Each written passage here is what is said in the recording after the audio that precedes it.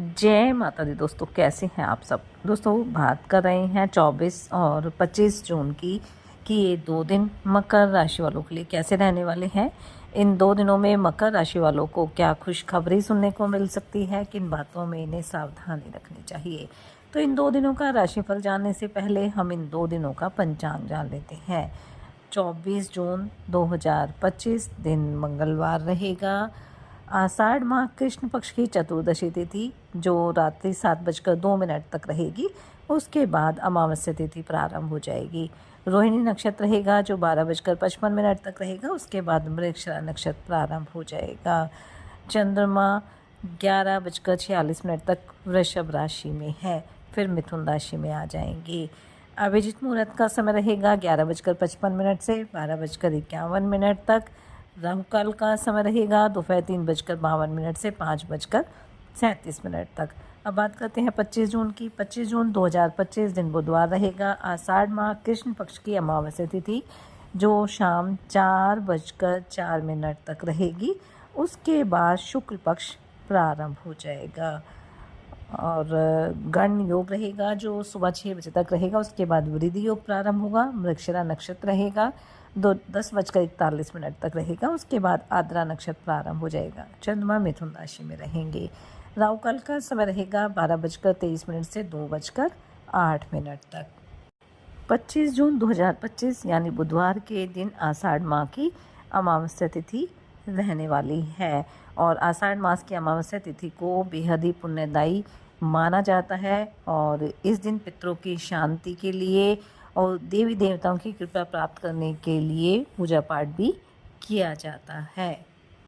इस अमावस्या को हल हारिणी अमावस्या के नाम से भी जाना जाता है क्योंकि इस दिन जो खेतीबाड़ी करते हैं किसान, वो हल और खेतीबाड़ी में जो इंस्ट्रूमेंट यूज़ होते हैं उनकी पूजा भी की जाती है। साथ ही साथ पितरों के तर्पण करने के लिए भी इस दिन को बेहद शुभ माना जाता है और ऐसा करने से पितृदोष दूर होता है, घर परिवार में सुख समृद्धि भी आती है।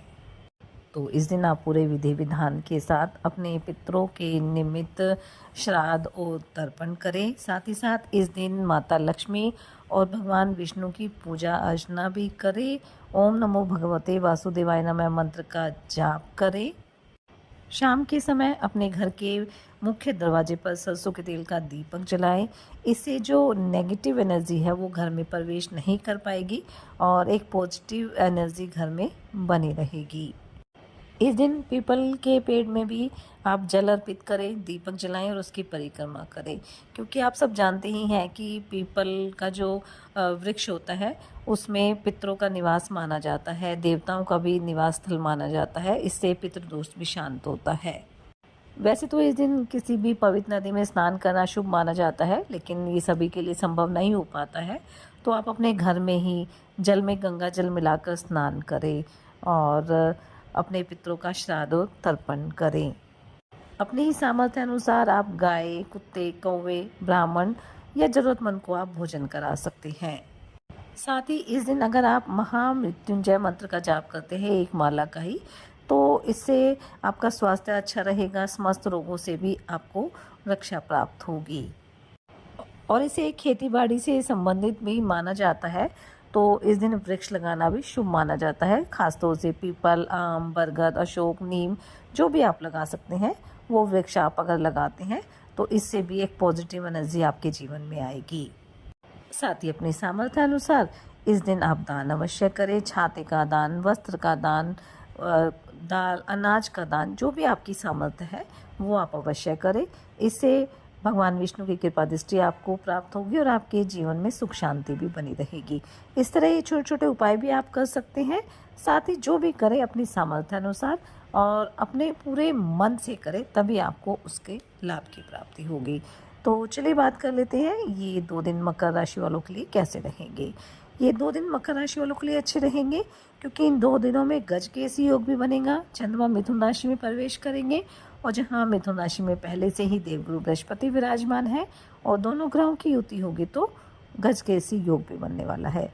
इसलिए ये 2 दिन मकर राशि वालों के लिए अच्छे रहने वाले हैं।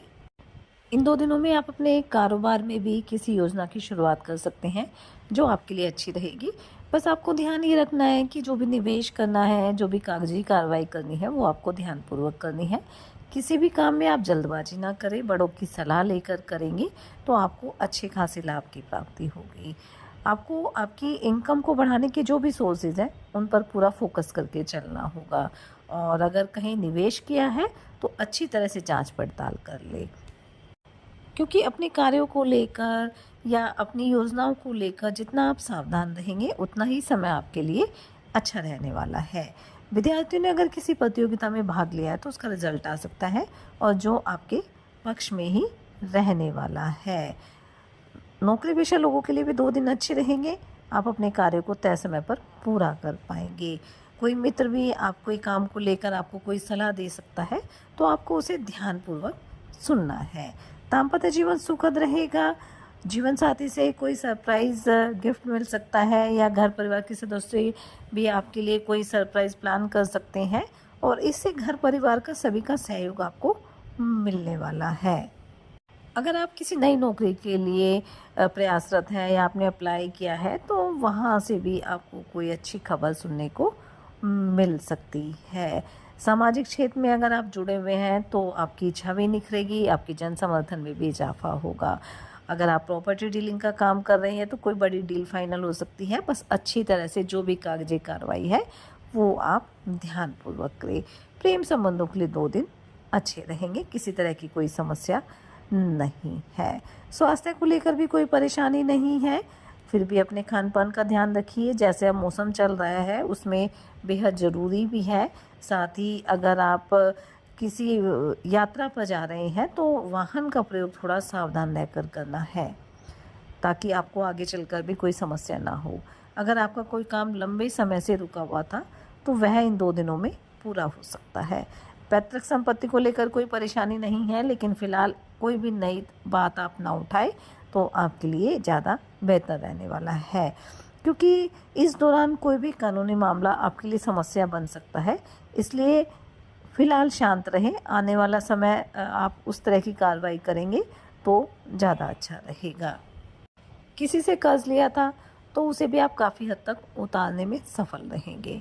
तो कुल मिलाकर देखें तो 2 दिन मकर राशि वालों के लिए अच्छे रहेंगे, लाभ के योग बनेंगे। इसलिए इस समय का फ़ायदा उठाएं, मेहनत करें, अपने प्रयास जारी रखें। साथ ही सच्चे मन से आप ईश्वर आराधना करें, हनुमान जी और शनिदेव की आराधना करें। हनुमान चालीसा का पाठ आप जरूर करें और अमावस्या रहेगी तो अपने पितरों का श्राद्ध तर्पण अवश्य करें और अपनी सामर्थ्य अनुसार दान भी दें। इससे आपके जीवन में सदैव खुशियाँ बनी रहेगी। ये 2 दिन आपके लिए मंगलकारी रहें। इसी मंगल कामना के साथ जय माता दी।